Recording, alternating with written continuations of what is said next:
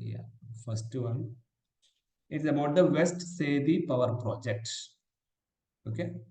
നമ്മുടെ ഇന്ത്യയിൽ ഒത്തിരി സ്ഥലങ്ങളിൽ പവർ പ്രോജക്റ്റുകൾ നടക്കുന്നുണ്ട്. പവർ പ്രോജക്ട് എന്ന് പറഞ്ഞു കഴിഞ്ഞാൽ അത് ഹൈഡ്രോ പവർ ആവാം, തെർമൽ പവർ ആവാം, വിൻഡ് പവർ ആവാം, ടൈഡൽ പവർ ആവാം.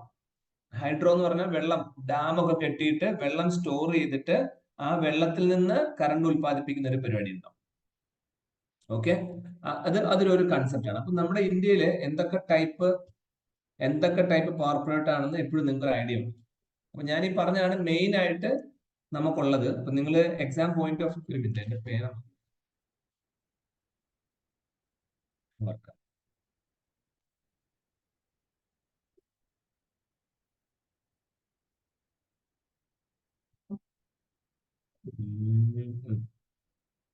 യെസ്. അപ്പൊ മെയിൻ ആയിട്ട് നമ്മൾ നോക്കുവാണെങ്കിൽ നമുക്ക് 4 ടൈപ്പ് ഓഫ് പവർ പ്രോജക്റ്റുകളാണ് ഉണ്ടാവുക. ഒന്ന് ഞാൻ ഓൾറെഡി പറഞ്ഞു കഴിഞ്ഞു, ദാറ്റ് ഈസ് വിൻഡ്, അല്ലെ? വിൻഡ് പവർ പ്രോജക്റ്റുകൾ വരാൻ ചാൻസ്, വിൻഡ്. പിന്നെ ഉള്ളത് എന്താ? ഹൈഡ്രോ, വെള്ളം. ടൈഡൽ, തിരമാല. ഓക്കെ, ദെൻ തെർമൽ, കോള് കത്തിച്ചിട്ട് ഉണ്ടാവാം. ഓക്കെ, പിന്നെ ഏതാ ഉള്ളത്? പിന്നെ ഉള്ളത് സോളാർ. അപ്പൊ ഇങ്ങനെ 4 ടൈപ്പ് ഓഫ് പവർ പ്രൊജക്ടുകളാണ് മെയിൻ ആയിട്ട് നിങ്ങളുടെ രാജ്യത്ത് ഉണ്ടാവാറുള്ളത്. അപ്പൊ എല്ലാ വർഷങ്ങളിലും ഓരോരോ ഫിനാൻഷ്യൽ ഇയറിൽ അല്ലെങ്കിൽ ഓരോ വർഷങ്ങളിലും ഇതുപോലെ ഏതെങ്കിലും ഒരു ഏരിയയിൽ ഒരു ടൈഡൽ പവർ പ്രൊജക്ടുകൾ നമ്മൾ ഇംപ്ലിമെന്റ് ചെയ്യും. സോറി, പവർ പ്രൊജക്ടുകൾ നമ്മൾ ഇംപ്ലിമെന്റ് ചെയ്യും. അപ്പൊ അതിന്റെ പേരും അതിന്റെ ഡീറ്റെയിൽസും ഒക്കെ വളരെ ഇമ്പോർട്ടന്റ് ആണ്. അത് 2 രീതിയിൽ നമുക്ക് പവർ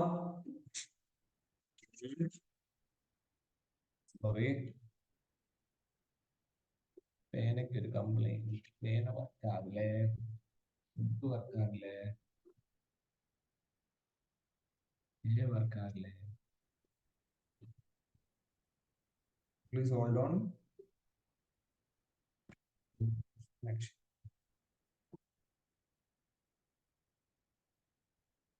ഓക്കെ.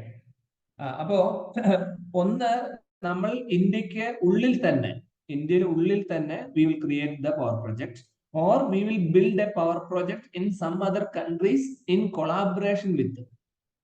കൊളാബ് അടിക്കും. ഇങ്ങനെ 2 രീതിയിലാണ് നമ്മൾ ചെയ്യാറുള്ളത്. അപ്പോ 2 രീതിയിലും 5 ടൈപ്പ് ഓഫ് പവർ പ്രൊജക്റ്റുകൾ നമ്മൾ ലോഞ്ച് ചെയ്യാറുണ്ട്. അപ്പൊ ഈ പവർ പ്രോജക്റ്റുകൾ ലോഞ്ച് ചെയ്യുമ്പോൾ നിങ്ങൾ ശ്രദ്ധിക്കേണ്ട മറ്റൊരു ഇമ്പോർട്ടന്റ് കാര്യം എന്താ? ഈ പവർ പ്രോജക്റ്റുകളിലെല്ലാം എന്താണ് പ്രൊഡ്യൂസ് ചെയ്യാൻ പോണേ? പവർ ജനറേറ്റ് ചെയ്യും. പവർ ജനറേറ്റ് ചെയ്യുമ്പോൾ എന്തായിരിക്കും? വാട്ടിലായിരിക്കും. Unit of power is watt. അപ്പൊ നിങ്ങൾ കേട്ടിട്ടുണ്ടാവും കിലോ വാട്ട്, മെഗാവാട്ട് എന്ന് കേട്ടിട്ടുണ്ടാവും. അപ്പൊ കിലോ വാട്ട് ആയിരിക്കില്ല, മെഗാവാട്ട് ആയിരിക്കും നമ്മൾ ഇങ്ങനെയുള്ള പ്രോപ്പർട്ടീസ് ഉണ്ടാവുക. സോ മെഗാവാട്ട് റേഞ്ചിൽ പവർ പ്രൊഡ്യൂസ് ചെയ്യുന്ന 5 ടൈപ്പ് ഓഫ് പവർ പ്രൊജക്റ്റുകൾ ഇന്ത്യയിൽ ഫോളോ ചെയ്യുന്നുണ്ട്. അതിൽ ഓരോന്നും ഓരോ വർഷങ്ങളിലും നമ്മൾ ആഡ് ചെയ്തുകൊണ്ടിരിക്കും. അപ്പൊ നിങ്ങൾ പഠിക്കുന്ന സമയത്ത് ഈ പവർ പ്രൊജക്റ്റുകൾ ഏതൊക്കെയാണെന്നും എന്താണെന്നും അത് ഏതെങ്കിലും കൊളാബറേറ്റഡ് രാജ്യമായിട്ടാണോ എന്നും സ്വന്തം രാജ്യത്താണോ എന്നും ഐഡന്റിഫൈ ചെയ്താൽ മതി. ഇത്രയേ ഉള്ളൂ അതിൽ പഠിക്കാൻ, നത്തിങ് സീരിയസ്. അപ്പൊ ഇവിടെ ഇന്നിപ്പോ ഡിസ്കസ് ചെയ്യുന്നതിൽ ഇമ്പോർട്ടന്റ് ആയിട്ടുള്ള ഏതാണ്? West Sethi power project. അപ്പൊ അത് കേൾക്കുമ്പോൾ തന്നെ അതിന്റെ അകത്തുള്ള പോയിന്റ്സ് നമ്മൾ നോക്കുമ്പോൾ എന്താ ന്യൂസിൽ വരാനുള്ള റീസൺ നോക്കിയപ്പോ it is A hydro power project in Nepal. Okay, അപ്പൊ അങ്ങനെ ഒരു വലിയ ഹൈലൈറ്റ് കിട്ടി. അപ്പൊ ഇത് നമ്മൾ പഠിക്കുന്ന പോയിന്റ്സ് എന്തൊക്കെയായിരിക്കും? ഇത് ഹൈഡ്രോ പവർ പ്രൊജക്ട് ആണ് നേപ്പാളിലുള്ളത്, വെസ്റ്റ് സേതി.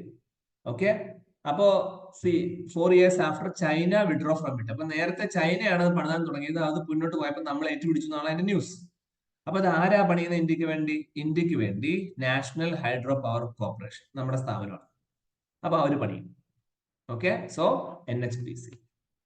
ഓക്കെ, അപ്പൊ ഇതാണ് ഇതിന്റെ ഒരു ഇമ്പോർട്ടൻറ്റ് ന്യൂസ്. അല്ലാതെ വേറെ വിഷയങ്ങൾ അതിൽ നമുക്ക് പഠിക്കാനൊന്നുമില്ല. സോ ഇതിന്റെ ഡീറ്റെയിൽസ് നോക്കിയാൽ എത്ര പവർ പ്രൊജക്ട് ആയിരിക്കും, എത്ര മെഗാവാട്ട് ആയിരിക്കും ഉണ്ടാക്കുക പ്ലാൻ ഇട്ടിരിക്കണം? Execute the 750 megawatt. അപ്പൊ ഞാൻ പറഞ്ഞ കണക്കില് ഒരു മെഗാവാട്ട് കിട്ടി. ഇത്രയും പോയിന്റ്സ് ആണ് വെസ്റ്റ് സേതി പവർ പ്രൊജക്റ്റുമായിട്ട് ബാക്കപ്പിൽ ഓർത്തു വെക്കാൻ. ആൻഡ് തൊട്ട് താഴെ ഇന്ത്യ നേപ്പാളിലാണ് പണിയുന്നത്. സ്വാഭാവികമായിട്ടും നമുക്ക് ഇന്ത്യ നേപ്പാൾ പവർ റിലേഷൻഷിപ്പ് കുറെ ഉണ്ട്. ഇത് ആദ്യമായിട്ടൊന്നും അല്ല, ഇതിന് മുമ്പ് നമ്മൾ പണിതിട്ടുണ്ട്.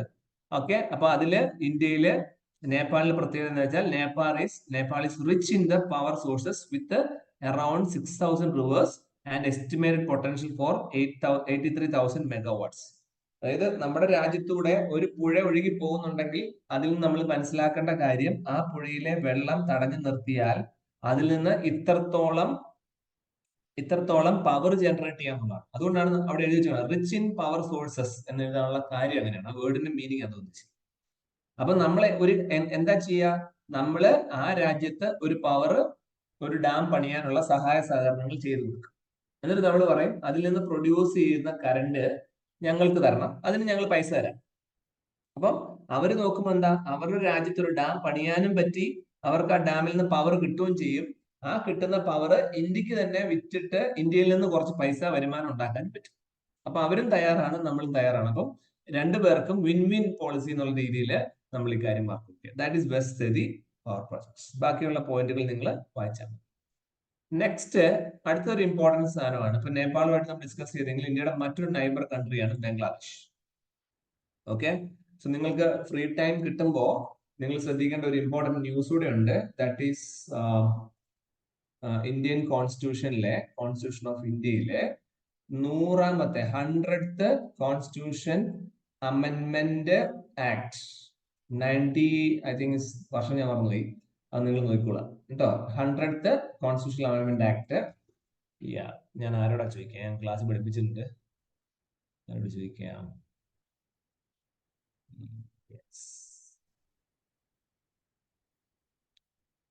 അലീന ആന്റോ. അലീന, 100th കോൺസ്റ്റിറ്റ്യൂഷൻ അമെൻമെന്റ് ആക്ട് ഏതാ? അറിയാമോ?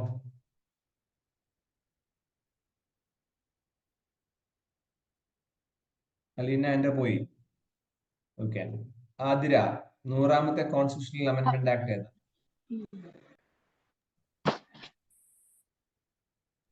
ഇന്ത്യ ബംഗ്ലാദേശിന്റെ മറ്റേ ലാൻഡ് അഗ്രിമെന്റ് അതാണോ? Yes. Athira Biju, land agreement ആണ്. ഏത് വർഷമാണെന്ന് പറയാൻ പറ്റും?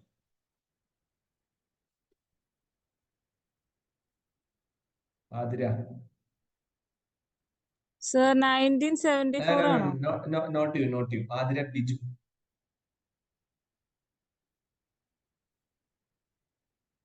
ആതിര ബിജു ഉണ്ടോ ഇവിടെ?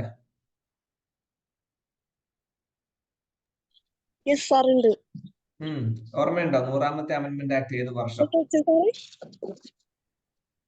ഹലോ, 100th അമെൻമെന്റ് ആക്ട് ഏത് വർഷമാണെന്ന് ഓർമ്മയുണ്ടോ?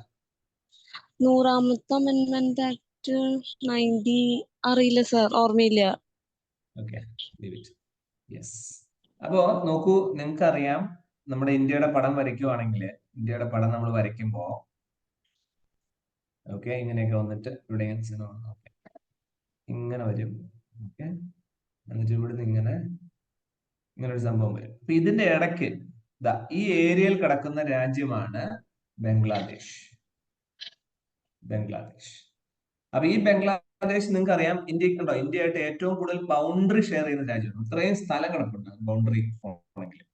അപ്പൊ ഈ ബംഗ്ലാദേശിനെ ശരിക്കും പറഞ്ഞാൽ 1971-ലാണ് 1971-ലാണ് ബംഗ്ലാദേശ് ഇൻഡിപെൻഡന്റ് കൺട്രി ആണ്. അപ്പൊ അതിന് പിന്നിലും നിങ്ങളുടെ രാജ്യമാണ്. അപ്പൊ you can definitely watch the movie Sam Manekshaw അല്ലെങ്കിൽ സാം ബഹാദൂർ എന്നൊരു സിനിമ ഉണ്ട്.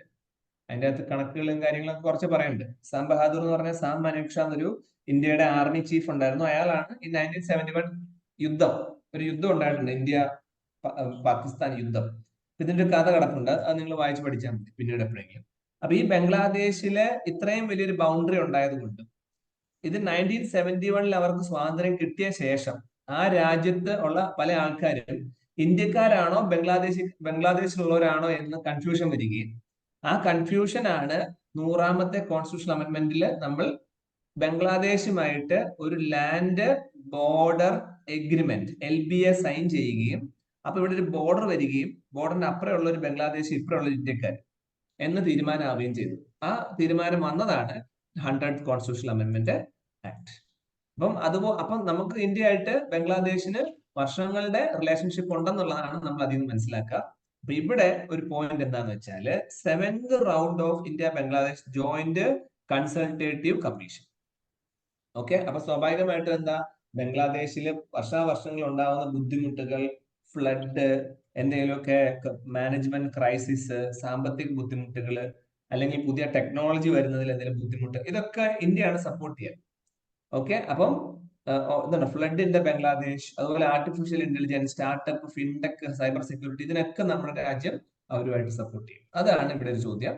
സോ റിലേഷൻഷിപ്പിനെ കുറിച്ചൊക്കെ ഡിസ്കസ് ചെയ്യാൻ വേണ്ടി 7ാമത്തെ consultative commission India Bangladesh joint ആയിട്ട് നടത്തി എന്നുള്ളതാണ് ഇതിലൊരു ഹൈലൈറ്റ് ന്യൂസ്. പിന്നെ ഇതില് ഇതുണ്ടോ, ഞാൻ ഓൾറെഡി പറഞ്ഞിട്ടുണ്ട്, ഡിസംബർ 1971 അവർക്ക് ഇൻഡിപെൻഡൻസ് കിട്ടുക എന്നുള്ളത്. So it's up to you, you can read it. ഇനി അടുത്തത് എന്താ? Bangladesh is India's biggest trade partner in the South Asia and the second biggest trade partner of Bangladesh. Bangladesh എന്ന് പറഞ്ഞു കഴിഞ്ഞാൽ അത്രയധികം സാമ്പത്തികമായിട്ടും എല്ലാ രീതിയിലും ഹെൽപ്പ് ചെയ്ത് പോകുന്നുള്ളതാണ് ഉദ്ദേശിച്ചേക്കുന്ന പോയിന്റ്. അപ്പൊ ഇവിടെ ഇന്ത്യയും ബംഗ്ലാദേശ് നമ്മൾ റീസെന്റ് ആയിട്ട് റെയിൽവേ നെറ്റ്വർക്ക് നമ്മൾ റീസ്റ്റോർ ചെയ്തു, പണ്ട് നിന്ന് പോയത്. That is Haldibari India and Chilahati Bangladesh. ഈ 2 സ്റ്റേഷനും തമ്മിൽ നമ്മൾ റെയിൽവേ സ്റ്റേഷൻ സ്റ്റാർട്ട് ചെയ്തു. കൂടാതെ നമ്മള് ബംഗ്ലാദേശ്, ഭൂട്ടാൻ, ഇന്ത്യ, നേപ്പാൾ എന്ന പേരിൽ BBIN ഇനിഷ്യേറ്റീവ്. ഓക്കെ, അതായത് നമുക്ക് ഇപ്പം അങ്ങനെ സിസ്റ്റം വരുവാണെങ്കിൽ നമുക്ക് ഈ രാജ്യങ്ങളിലൂടെ വണ്ടി ഓടിച്ച് പോകുന്നതിന് യാതൊരു ബുദ്ധിമുട്ടും ഉണ്ടാവില്ല, നമ്മളെ അവിടുത്തെ പോലീസുകാരും തടയില്ല. അങ്ങനെ ഒരു കൺസെപ്റ്റ് കൊണ്ടുവന്നിട്ടുണ്ട്. Bangladesh, Bhutan, India, Nepal initiative motor vehicle agreement. ഇനി അടുത്തത് ഒരു പ്രോട്ടോകോൾ ആണ്. That is the second addendum to the protocol on inland water transmit and trade. Okay, protocol on inland water transmit and trade. അതായത് ഞാനിപ്പോ ഇന്ത്യയുടെ പടം വരച്ചപ്പോൾ നിങ്ങൾക്ക് മനസ്സിലായിട്ടോ, നമ്മള് ബംഗ്ലാദേശ് ഇന്ത്യക്ക് അകത്താണ് ശരിക്കും ബംഗ്ലാദേശ്.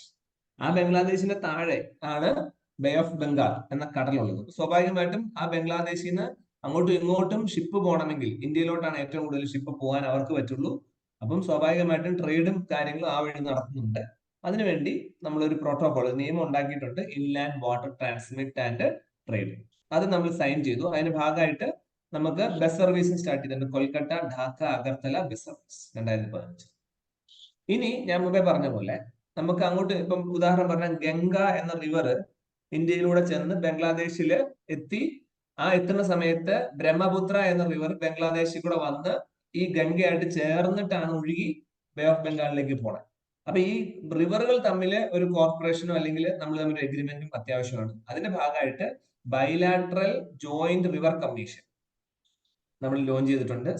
അവർക്ക് സ്വാതന്ത്ര്യം കിട്ടിയ അന്ന് തൊട്ട് അടുത്ത വർഷം തൊട്ട് എല്ലാ കാര്യങ്ങളും നമ്മളോട് ചോദിച്ചിട്ട് ബംഗ്ലാദേശ് ചെയ്യും. ഇനി മറ്റൊരു ഏരിയ കോർപ്പറേഷൻ ചെയ്യുന്നത് എന്താണെന്ന് വെച്ച് കഴിഞ്ഞാൽ ബോർഡർ മാനേജ്മെന്റ് ആണ്. അപ്പൊ ഞാൻ ഓൾറെഡി പറഞ്ഞു, വലിയൊരു ബോർഡർ ബംഗ്ലാദേശുമായിട്ട് നമ്മൾ ഷെയർ ചെയ്യുന്നത് കൊണ്ട് India Bangladesh share 7 kilometers of border, which is the longest land boundary that India shares with any of the neighbours. Okay, അതൊരു വലിയ ഡിസ്റ്റൻസ് ആണ്. ഇപ്പൊ നമ്മൾ കുറച്ച് പറഞ്ഞ എഗ്രിമെന്റ് ആണ് LBA. അത് 2015 ജൂൺ തൊട്ട് നിയമത്തിൽ വന്നു. അതിന്റെ ഭാഗമായിട്ട് നമ്മൾ ഇന്ത്യക്കാരെ അങ്ങോട്ട് വിടില്ല, അവരുള്ളവർ ഇങ്ങോട്ട് വിടില്ല. ഒരു കൃത്യമായി കണക്കായി. ഇനി വേറൊരു വലിയ സാധനമാണ് ഈ മെഡിക്കൽ ടൂറിസം എന്ന് പറയുന്ന പുതിയ കൺസെപ്റ്റ് വന്നിട്ട്. നിങ്ങൾക്ക് അറിയാം, ഇപ്പൊ കേരളത്തിലൊക്കെ നമ്മൾ നോക്കിയാല് കേരളത്തിലെ ഇപ്പൊ ആശുപത്രികളിൽ നിങ്ങൾ അഡ്മിറ്റ് ആയാൽ പണ്ടത്തെ ആശുപത്രി പോലെയല്ല ഇപ്പോഴത്തെ ആശുപത്രി. ഇപ്പോഴത്തെ ആശുപത്രി ഒരു 5 star ഹോട്ടൽ സെറ്റപ്പ് ഒക്കെ ഉണ്ട്. അപ്പൊ അവര് നിങ്ങളോട് പറയും, സാർ സാധാരണ റൂമുണ്ട്, അല്ലെങ്കിൽ വാർഡ് പോലത്തെ റൂമുണ്ട്, സിംഗിൾ റൂമുണ്ട്, ഡബിൾ റൂമുണ്ട്, സ്യൂട്ട് റൂം ഉണ്ട്, ഇങ്ങനെയൊക്കെ പറയും. അപ്പൊ ഈ സ്യൂട്ട് റൂം ഉണ്ട്, ഡബിൾ റൂം ഉണ്ടെന്നൊക്കെ നമ്മൾ ഇതിനു മുമ്പ് കേട്ടിരിക്കുന്നത് എവിടെയാണ്? ടൂറിസം മേഖലയിൽ അല്ലെങ്കിൽ വലിയ ഹോട്ടൽസുകളാണ് നമ്മൾ കേട്ടേക്കുന്നത്. അപ്പൊ ആ ഹോട്ടലുകളെ പോലെ ഇപ്പം ആശുപത്രികളും ഉണ്ടായി. അപ്പൊ എന്തിനാ കാര്യം എന്ന് വെച്ചാൽ ബംഗ്ലാദേശിലുള്ള ഒരാൾക്ക് ഇന്ത്യയിലെ ഒരു ആശുപത്രിയിൽ വന്ന് ഇന്ന ചികിത്സ ചെയ്തിട്ട് പോവാം. ഓക്കെ, അതിന് ഇന്ത്യയിലെ ആശുപത്രിയിൽ പൈസ കൊടുത്താൽ മതി. അപ്പൊ സാധാരണഗതിയിൽ നിങ്ങൾ ആലോചിക്കുക, പണ്ടൊക്കെ ഇംഗ്ലീഷുകാര് അല്ലെങ്കിൽ യൂറോപ്യൻകാരൊക്കെ നമ്മുടെ വൈക്കത്ത് അല്ലെങ്കിൽ കുമരകത്ത് വരുന്നത് എന്തിനാ? ഹൗസ് ബോട്ടിൽ കയറാനാണ്. അപ്പൊ അങ്ങനെ വരുന്നതുകൊണ്ട് എന്താ ഗുണം? ഹൗസ് ബോട്ടുകാർക്ക് കുറച്ച് പൈസ കിട്ടും. അപ്പൊ ടൂറിസത്തിന്റെ ഭാഗം. അതുപോലെ മെഡിക്കൽ ടൂറിസം ഒരു കൺസെപ്റ്റ് തുടങ്ങിയിട്ടുണ്ട്. More than 35% of India's international medical patients ഇവിടെ നിന്നാണ്. ഓക്കെ, നല്ല ആശുപത്രികൾ അവിടെ ഇല്ലാത്തത് കൊണ്ടും നല്ല സൗകര്യങ്ങൾ ആ വിലയ്ക്ക് ഇന്ത്യയിൽ കിട്ടുന്നത് കൊണ്ടും ഒക്കെയാണ് അവർ വരാനുള്ള മെയിൻ കാരണം. അപ്പൊ ഇങ്ങനെ വരുന്നത് കൊണ്ട് more than 50% of India's revenue from medical tourism അവിടെ നിന്ന്. ബംഗ്ലാദേശിൽ നിന്നാണ് ഏറ്റവും കൂടുതൽ രോഗികൾ വരുന്നതെന്ന് നിങ്ങൾക്ക് മനസ്സിലായി. ഇനി ഞാൻ പറഞ്ഞല്ലോ. അപ്പം മൾട്ടി ലാറ്ററൽ പ്ലാറ്റ്ഫോം എന്ന് പറഞ്ഞു കഴിഞ്ഞാൽ ഇപ്പൊ ഇന്ത്യയും ബംഗ്ലാദേശും തമ്മിലാണ് നമ്മളിപ്പോ സംസാരിച്ചുകൊണ്ടിരിക്കുന്നത്. അപ്പൊ അതുപോലെ തന്നെ ഇന്ത്യ ബംഗ്ലാദേശും വേറെ ചില രാജ്യങ്ങളുമായിട്ടും കൊളാബറേറ്റ് ചെയ്ത് പ്രവർത്തിക്കുന്നുണ്ട്. അപ്പൊ ഇന്ത്യയുടെ കൂടെ ഫോർ എക്സാമ്പിൾ നിങ്ങൾ കേട്ടിട്ടുണ്ടാവും സാർക്ക് രാജ്യങ്ങൾ, south Asian association of regional corporation എന്നാ പറയാം. അപ്പൊ ഈ സാർക്ക് രാജ്യങ്ങൾ ഏതൊക്കെയാ വരിക? അപ്പൊ നമുക്കറിയാം ഇന്തോനേഷ്യ, മലേഷ്യ, സിംഗപ്പൂർ, അങ്ങനെയുള്ള രാജ്യങ്ങൾ കുറെ ഉണ്ട്. ഓക്കെ, അപ്പൊ അങ്ങനെയുള്ള രാജ്യങ്ങളെല്ലാം കൂടെ ചേർന്ന് അങ്ങനെയുള്ള രാജ്യങ്ങളെല്ലാം കൂടെ ചേർന്നിട്ട് ഒരു വലിയ ഗ്രൂപ്പ് ഉണ്ടാക്കി ആ ഗ്രൂപ്പ് സപ്ലൈ ഇങ്ങനെയുള്ള കോൺട്രിബ്യൂഷൻ, അതായത് ഒരു സഹകരണത്തിൽ ബിസിനസ് കാര്യങ്ങളെല്ലാം അങ്ങോട്ടും ഇങ്ങോട്ടും സഹകരിക്കുന്ന ഒരു കൺസെപ്റ്റ്. അതിലും ഈ ഇന്ത്യ ബംഗ്ലാദേശ് മെമ്പറാണ്. അതുപോലെ വേറൊരു ഗ്രൂപ്പാണ് ബിംസ്റ്റെക്. ബിംസ്റ്റെക് എന്ന് പറഞ്ഞു കഴിഞ്ഞാൽ നമ്മുടെ ബേ ഓഫ് ബംഗാൾ കടലുണ്ട്. ഈ ബേ ഓഫ് ബംഗാൾ കടലിന്റെ ചുറ്റുമുള്ള രാജ്യങ്ങൾ. ഓക്കെ, അപ്പൊ അതിന്റെ പേര് തന്നെ ഇതാണ്, bay of Bengal initiative four multi sectoral technical and economic corporation. Okay, അതാണ്. എന്താ വെച്ച് കേട്ട ഡൗട്ട് ആണോ? ചോദിച്ചോ. Any doubts? ഇല്ല അല്ലേ? ഓക്കെ, ശരി. അപ്പൊ എന്താണ് ബിംസ്റ്റെക്? നോട്ട് ചെയ്തോളാം, ഞാൻ എഴുതുന്നില്ല, നിങ്ങൾ നോട്ട് ചെയ്തോളൂ. Bay of Bengal initiative four multi sectoral technical and economic corporation, that is BIMSTEC. അപ്പൊ ഈ ബിംസ്റ്റെക്കിൽ ആര് മെമ്പേഴ്സ് ആണ്? ഇന്ത്യയും മെമ്പറാണ്, ബംഗ്ലാദേശ്. ഓക്കെ, അതുപോലെ തന്നെയാണ് യുണൈറ്റഡ് നേഷൻസിന്റെ സെക്യൂരിറ്റി കൗൺസിൽ. അതുപോലെ തന്നെ എല്ലാ രാജ്യങ്ങളും സസ്റ്റൈനബിൾ ഡെവലപ്മെന്റ് ഗോൾ അത് അച്ചീവ് ചെയ്യണം എന്ന് പറയുന്ന ഗ്രൂപ്പില്. അതുപോലെ നമ്മുടെ COVID-19 വന്നപ്പോ നമ്മൾ ബംഗ്ലാദേശുമായിട്ട് ചെയ്ത എമർജൻസി ഹെൽപ്പുകളൊക്കെ എല്ലാം ഇതില് ഇമ്പോർട്ടന്റ് ആണ്. These are everything is associate with India Bangladesh relationship. Okay, ഇനി വേറൊരു സാധനം കൂടെ നമുക്ക് ഓർത്തു വെക്കാനുള്ളത്, റീസെന്റ് ആയിട്ട് സംഭവിച്ചത്, that is Chittagong and Mongla port in Bangladesh ആണ്. അത് ഇന്ത്യ ഇപ്പൊ യൂസ് ചെയ്യുന്നുണ്ടെന്നുള്ളതാണ് മറ്റൊരു ഇമ്പോർട്ടന്റ് പോയിന്റ്. പിന്നെ നമ്മുടെ ത്രിപുരയില്, നമ്മുടെ ഇന്ത്യയുടെ ത്രിപുരയില് ബംഗ്ലാദേശിൽ നിന്നുള്ള ഫെനി റിവർ, അതിലെ വെള്ളം ഡ്രിങ്കിങ് വാട്ടറിന് വേണ്ടി നമ്മൾ ത്രിപുരയ്ക്ക് സപ്ലൈ ചെയ്തു. ഇതൊക്കെ കുറച്ച് ഇന്ത്യ ബംഗ്ലാദേശ് റിലേഷൻഷിപ്പുമായിട്ട് ബന്ധപ്പെട്ട് കിടക്കുന്ന പോയിന്റ്സ് ആണ്. എന്നാൽ ഇത് എല്ലായിടത്തും സ്നേഹമാണെന്ന് വിചാരിക്കരുത്. ചിലയിടത്ത് നമ്മൾ ഇന്ത്യ ബംഗ്ലാദേശോട് ചില അടിപിടികളുണ്ട്. ഉദാഹരണം പറഞ്ഞാൽ തീസ്ത റിവർ ഒരു ഡിസ്പ്യൂട്ടാണ്. ഓക്കെ, അപ്പൊ ഇന്ത്യയും ബംഗ്ലാദേശും തമ്മിൽ വെള്ളവുമായിട്ട് ബന്ധപ്പെട്ട് അല്ലെങ്കിൽ അതിലെ വെള്ളം ആരാണ് ഉപയോഗിക്കുന്നത്, കൂടുതൽ ഉപയോഗിക്കുന്നതുമായിട്ട് ബന്ധപ്പെട്ട് ഒരു അടിപിടി കിടപ്പുണ്ട്. സ്വാഭാവികമായിട്ട് നമുക്കറിയാം വെസ്റ്റ് ബംഗാളില്, നമ്മുടെ ബംഗ്ലാദേശിനോട് ചേർന്ന് നടക്കുന്ന നമ്മുടെ സംസ്ഥാനമാണ് വെസ്റ്റ് ബംഗാൾ. ആ വെസ്റ്റ് ബംഗാളില് വെള്ളം എടുക്കുന്നതായിട്ട് ബന്ധപ്പെട്ട് ഒരു പ്രോബ്ലം കിടക്കുന്നുണ്ട്. അതുപോലെ തന്നെ നമ്മുടെ ഇന്ത്യയിലോട്ട് അനാവശ്യമായിട്ട് മൈഗ്രൻസും ഭയങ്കരമായിട്ട് ബംഗ്ലാദേശിൽ നിന്ന് വരുന്നുണ്ട്. ഞാൻ ഓൾറെഡി പറഞ്ഞു കഴിഞ്ഞു, ബംഗ്ലാദേശുമായിട്ട് ഏറ്റവും കൂടുതൽ നമ്മൾ ബൗണ്ടറി ഷെയർ ചെയ്യുന്നു. ബൗണ്ടറി ഷെയർ ചെയ്യുമ്പോൾ നിങ്ങൾ ആലോചിച്ച് നോക്കിയേ, ചൈനയായിട്ട് ബൗണ്ടറി ഷെയർ ചെയ്യുന്ന പോലെ അല്ല ബംഗ്ലാദേശുമായിട്ട് ഷെയർ ചെയ്യുന്നത്. കാരണം ബംഗ്ലാദേശ് ഇന്ത്യയുടെ ഏകദേശം അകത്താണ് ഇരിക്കുന്നത്. മാത്രമല്ല ഈ ബംഗ്ലാദേശ് ഇന്ത്യയും തമ്മിൽ വലിയ മലകളൊന്നുമില്ല. ദാറ്റ് മീൻസ് ബൗണ്ടറി ക്രോസ് ചെയ്യാൻ ഭയങ്കര എളുപ്പമാണ്, അങ്ങോട്ടും ഇങ്ങോട്ടും നടന്നു പോകാൻ ഭയങ്കര എളുപ്പമാണ്. അപ്പം ഏതെങ്കിലും ഒരാള് ബംഗ്ലാദേശിലേക്ക് വന്നു കഴിഞ്ഞാൽ ആ വരുന്ന, ഇപ്പൊ ഉദാഹരണം പറഞ്ഞാൽ മ്യാൻമർ എന്ന രാജ്യത്തിൽ നിന്ന് വല്ലാത്ത ഒരു മൈഗ്രൻസിന്റെ ഒഴുക്ക് ബംഗ്ലാദേശിലേക്കുണ്ട്. ഈ മ്യാൻമറില് കലാപം ഉണ്ടാകും, പലപ്പോഴും ഓരോരോ റൈറ്റ്സ് ഉണ്ടാവും. അപ്പൊ ഈ കമ്മ്യൂണൽ വയലൻസ് അല്ലെങ്കിൽ കമ്മ്യൂണൽ റൈറ്റ്സ് വരുമ്പോൾ മ്യാൻമറിലുള്ള മനുഷ്യര് they will migrate or fly or flew towards the Bangladesh, and from Bangladesh what will they do? They will cross the boundary of Bangladesh and India and they will start living in India. അപ്പൊ അങ്ങനെയുള്ളവരെയാണ് illegal migrants എന്ന് വിളിക്കുക. അപ്പൊ നിങ്ങൾ recent പത്രത്തിലെ കണ്ടിട്ടുണ്ടാവും, we already launch the citizenship amendment act CAA നടപ്പിലാക്കി. അതുപോലെ ഒരു സാധനമാണ് നാഷണൽ രജിസ്റ്റർ ഓഫ് സിറ്റിസൺ. ഇത് രജിസ്റ്റർ ചെയ്യാൻ വേണ്ടി ഒരു ശ്രമം ഉണ്ടായിട്ടുണ്ട്. സ്വാഭാവികമായിട്ടും എതിർപ്പ് വന്നിട്ടുണ്ട് രാജ്യത്ത്. അത് ആസാമിലും, ഈ ആസാമിൽ നിന്നുള്ള മൈഗ്രേഷൻസ് ഒക്കെ വലിയ പ്രോബ്ലം ആയിരുന്നു. കാരണം ഈ ഇല്ലീഗൽ ബംഗ്ലാദേശീസ് അവിടെ വന്നിട്ടുണ്ട്. പിന്നെ ചൈനയുടെ കേസിൽ, ചൈന എന്ന് പറഞ്ഞ രാജ്യം ഈ ബിസിനസിന്റെ ഭാഗമായിട്ട് ബെൽറ്റ് ആൻഡ് റോഡ് ഇനിഷ്യേറ്റീവ് എന്നൊരു കൺസെപ്റ്റ് തുടങ്ങിയിട്ടുണ്ട്.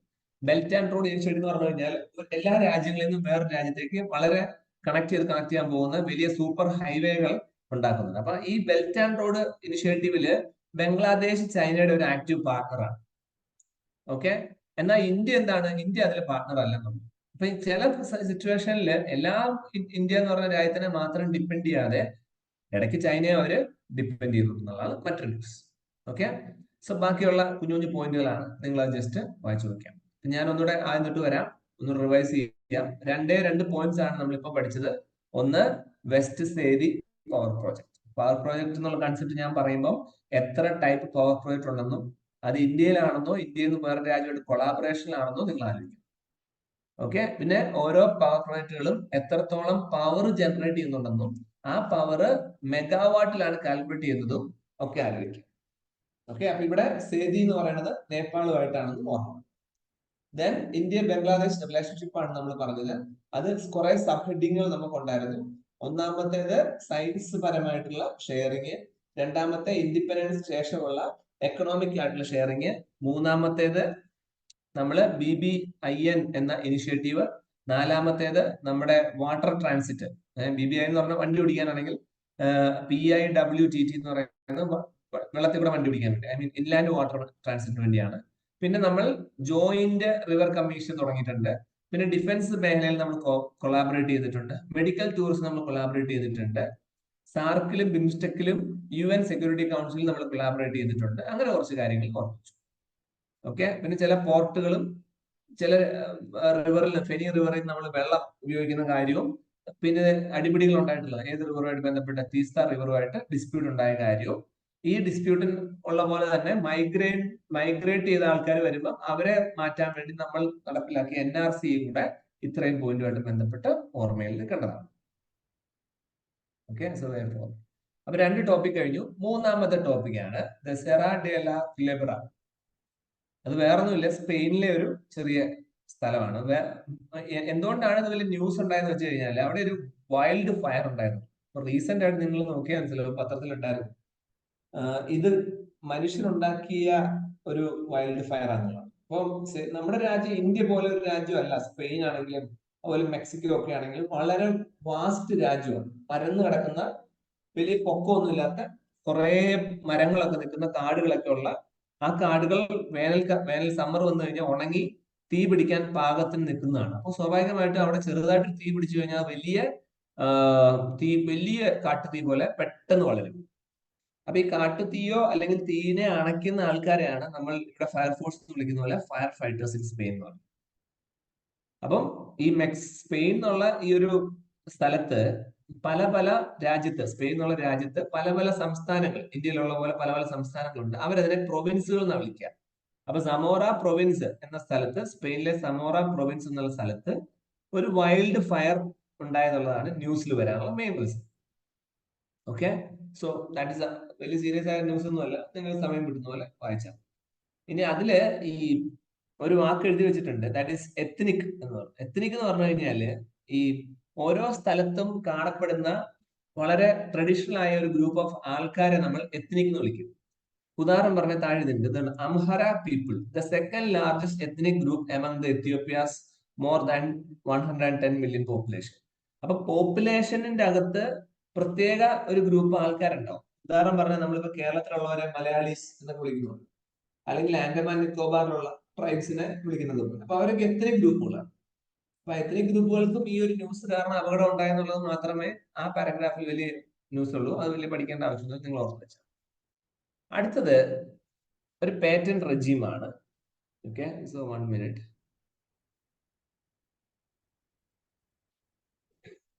ഈ പേറ്റന്റ് എന്ന് പറഞ്ഞ സാധനം വളരെ ഇമ്പോർട്ടന്റ് ആയ സാധനം. അപ്പൊ പേറ്റന്റ് എന്ന് പറഞ്ഞാൽ എന്താ, നമുക്ക് ജസ്റ്റ് ഒന്ന് നോക്കാം. ഞാൻ ഒരു സാധനം കണ്ടുപിടിച്ചു വിചാരിക്കും. ഞാൻ ഒരു സാധനം കണ്ടുപിടിച്ചുവാണ്, ഒരു ഇഞ്ചക്ഷൻ അല്ലെ ഒരു ടാബ്ലറ്റ് കണ്ടുപിടിച്ചു. ഈ ടാബ്ലറ്റ് കഴിച്ചു കഴിഞ്ഞാൽ ഒരാളുടെ തലവേദന 30 സെക്കൻഡിൽ പോവാണ്. അപ്പൊ ഞാൻ എന്ത് ചെയ്യുവാണെങ്കിൽ ഈ ടാബ്ലറ്റിന് ഒരു പേറ്റന്റ് എടുക്കും. കാരണം വേറൊരാളും അതിന്റെ ടെക്നോളജി അടിച്ചു മാറ്റാതിരിക്കാൻ വേണ്ടി ഞാൻ ചെയ്യുന്നതാണ്. അപ്പം ശരിക്കും പറഞ്ഞാൽ നിങ്ങൾ ആലോചിച്ച് നോക്കിയേ, ഇപ്പൊ ഞാൻ ഈ പേറ്റന്റ് ഇന്ത്യയിലാണ് എടുക്കുന്നത് വിചാരിക്കുക. അപ്പൊ എന്റെ ഒരു കൂട്ടുകാരൻ ഇത് ഇവിടുന്ന് മനസ്സിലാക്കിയിട്ട് അവന്റെ വീടെല്ലാം വിറ്റ് അവൻ USA പോയി, എന്നിട്ട് എന്റെ ടെക്നോളജി ഉപയോഗിച്ച് അവിടെ ഗുളിക ഇറക്കിയാലോ? അപ്പൊ പ്രശ്നമായി. അപ്പൊ ഇന്റർനാഷണലി പേറ്റന്റ് എടുത്തു കഴിഞ്ഞാൽ ഇന്റർനാഷണലി ഒരാൾക്ക് മാത്രമേ അതിന്റെ അവകാശം ഉണ്ടാകാൻ പാടുള്ളൂ. അപ്പൊ ഇതിലൊരു പോയിന്റ് എന്താ വെച്ച് കഴിഞ്ഞാൽ, എന്റെ ബുദ്ധിയിൽ നിന്ന്, എന്റെ ഇന്റലിജൻസിൽ നിന്ന് ഞാൻ ഉണ്ടാക്കി വെച്ചിട്ടുള്ള ഒരു സാധനമാണ് ആ മരുന്ന് അല്ലെങ്കിൽ ആ ഗുളിക. അപ്പൊ ശരിക്കും പറഞ്ഞാൽ അത് എന്റെ എന്താണ്? എന്റെ ഇന്റലക്ച്വൽ പ്രോപ്പർട്ടിയാണ്. എന്റെ ഇന്റലക്ച്വൽ പ്രോപ്പർട്ടിയാണ്. ഫോർ എക്സാമ്പിൾ, ഇപ്പൊ എനിക്ക് ഒരു വണ്ടി ഉണ്ട്, കാർ ഉണ്ടെന്ന് വിചാരിക്കാം. അപ്പൊ എന്റെ കാറിനെ നിങ്ങൾ എന്താ പറയാ? എന്റെ കാറിനെ നിങ്ങൾ പറയുക മൂവബിൾ പ്രോപ്പർട്ടി എന്നാ പറയുക. Movable property, PPT. കാരണം എന്താ? എന്റെ കാറ് മൂവബിൾ പ്രോപ്പർട്ടി. അപ്പൊ എന്റെ bike movable, mobile movable, laptop എല്ലാം അങ്ങനെ മൂവബിൾ പ്രോപ്പർട്ടി. അതുപോലെ എന്റെ വീട്, അല്ലെങ്കിൽ എന്റെ വീടോ അല്ലെങ്കിൽ എനിക്ക് 10 ഏക്കർ സ്ഥലമുണ്ട്, ദാറ്റ് ഈസ് ഇമ്മൂവബിൾ പ്രോപ്പർട്ടിയാണ്, മൂവ് ചെയ്യാൻ പറ്റും. ഈ രണ്ട് പ്രോപ്പർട്ടി, കാറും എന്റെയാണ്, എന്റെ വീടും എന്റെയാണ്, സ്ഥലം എന്റെ. ഈ രണ്ട് സാധനങ്ങളും വേറെ ഒരാൾ എടുത്തോണ്ട് പോയാൽ എനിക്ക് അയാൾക്കെതിരെ കേസ് കൊടുക്കാം. ശരിയല്ലേ? അപ്പം ഇൻമൂവബിൾ പ്രോപ്പർട്ടി ആണെങ്കിലും മൂവബിൾ പ്രോപ്പർട്ടി ആണെങ്കിലും എടുക്കാം. എന്നാൽ മുമ്പേ ഞാൻ പറഞ്ഞ പോലെ അമേരിക്കയിലോട്ട് പോയ എന്റെ കൂട്ടുകാരൻ എന്റെ ഇന്റലിജൻസ് ഉപയോഗിച്ച് ഞാൻ കണ്ടുപിടിച്ച സാധനം അടിച്ചോണ്ട് പോയി. അതിനെയാണ് ഞാൻ എന്താ പറയാ, ഈ മൂവബിൾ പ്രോപ്പർട്ടിയും ഇമ്മൂവബിൾ പ്രോപ്പർട്ടിയും പോലെ വേറൊരു പ്രോപ്പർട്ടി ഉണ്ട്, that is intellectual property. Intellectual property. ഈ ഇന്റലക്ച്വൽ പ്രോപ്പർട്ടിക്ക് എന്ത് വേണം? മൂവബിൾ പ്രോപ്പർട്ടിയും മൂവബിൾ പ്രോപ്പർട്ടിയും പോലെ തന്നെ ഒരു പ്രൊട്ടക്ഷൻ വേണ്ടേ? വേണം. ആ പ്രൊട്ടക്ഷനിൽ ഒരെണ്ണമാണ്, അത് നിങ്ങൾ എന്ത് ചെയ്താൽ മതി? പേറ്റന്റ് എടുത്ത് വെച്ചാൽ മതി. അപ്പൊ വേറെ ആളെടുത്തൊന്നുമില്ല. അപ്പൊ ഇങ്ങനെയുള്ള കാര്യങ്ങൾ നോക്കാൻ വേണ്ടി ഇവിടെ നമുക്ക് എന്തുണ്ട്? WIPO എന്നൊരു സാധനമുണ്ട്. WIPO എന്ന് പറഞ്ഞാൽ എന്താണ്? World intellectual property organisation. World intellectual property organisation.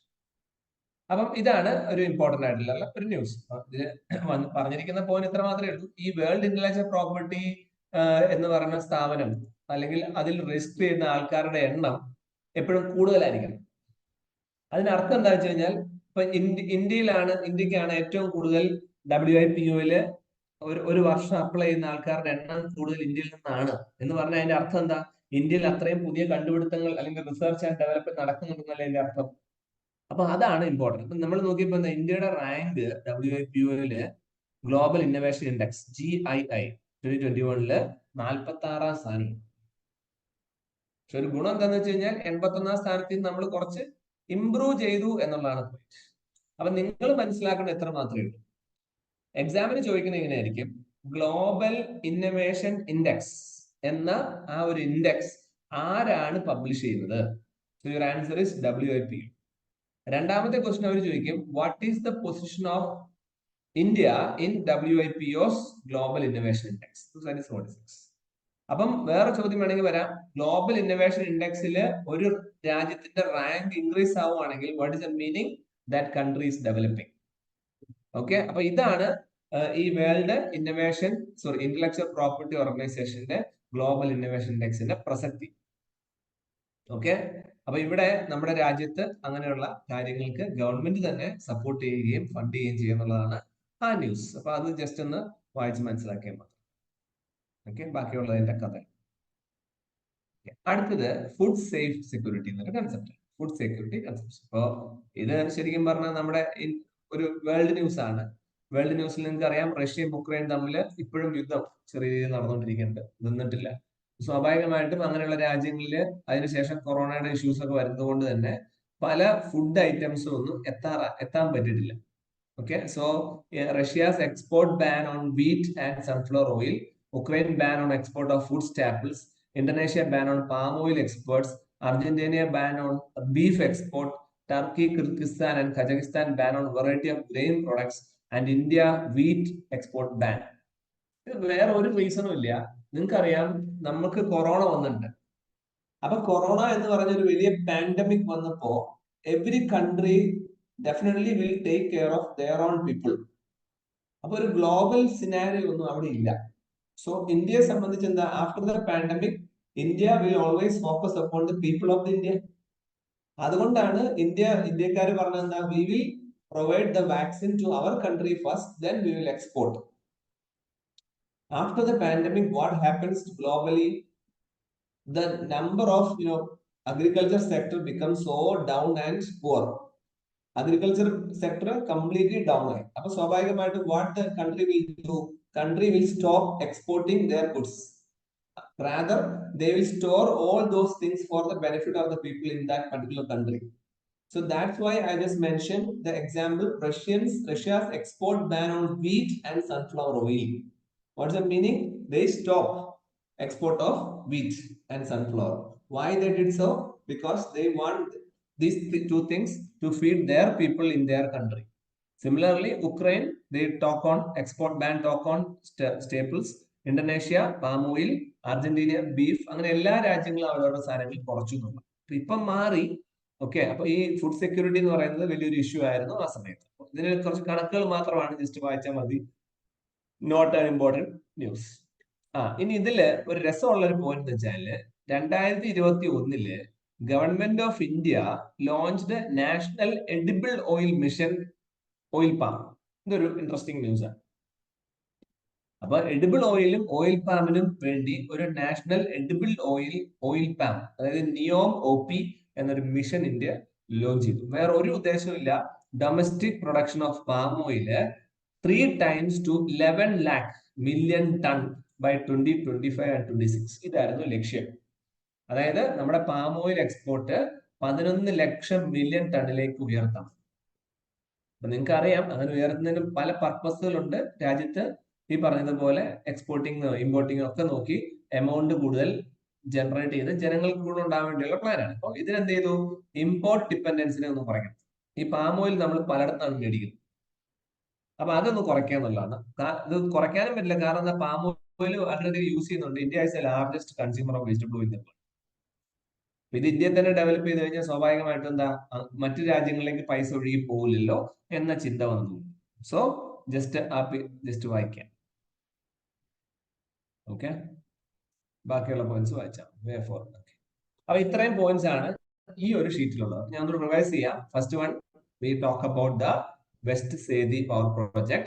Second one, we talk about the India-Bangladesh relationship. And the third one, we talk about, what was that? We talk about we talk about the wildfire. And next one is, we talk about the World Intellectual Property Organization's Global Innovation Index. And what was the status of India in that particular index. അതിനുശേഷം അവസാനമായിട്ട് food security എന്നൊരു concept നമ്മൾ just മനസ്സിലാക്കി പോയി. എന്നാൽ അതിലേറ്റവും important national edible oil mission oil palm ആണ് എന്നും ഓർമ്മിച്ചു. ഓക്കെ, ഇത്രയാണ് ഈ ഷീറ്റിൽ പറയാനുള്ളത്. സോ ഞാൻ എന്റെ അടുത്ത ഷീറ്റിലേക്ക് വരാം. നെക്സ്റ്റ് ഒരു ഷീറ്റ് കൂടെ ഉണ്ട്.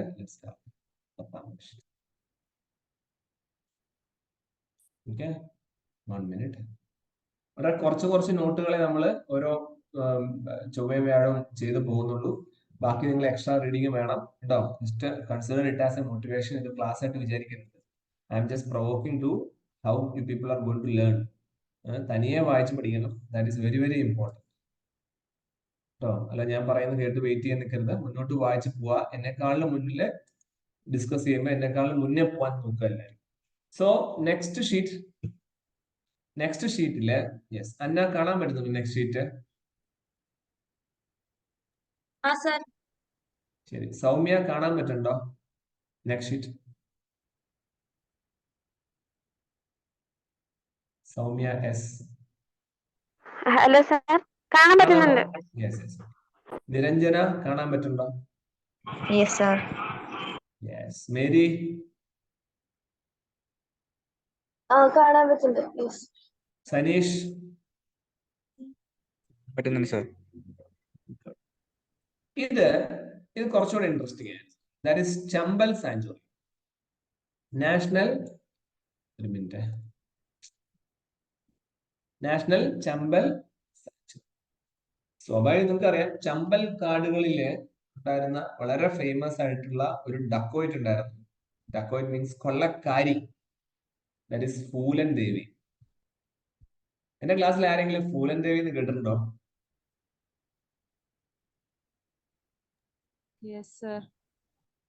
ആതിര കേട്ടിട്ടുണ്ട്. വേറെ ആരെങ്കിലും കേട്ടിട്ടുണ്ടോ? കേട്ടിട്ടുണ്ട് sir. Yes yes. Phoolan Devi ഭയങ്കര ഇൻട്രസ്റ്റിംഗ് ആയിട്ടുള്ള ഒരു ക്യാരക്ടറാണ്. It's very powerful ലേഡിയാണ്.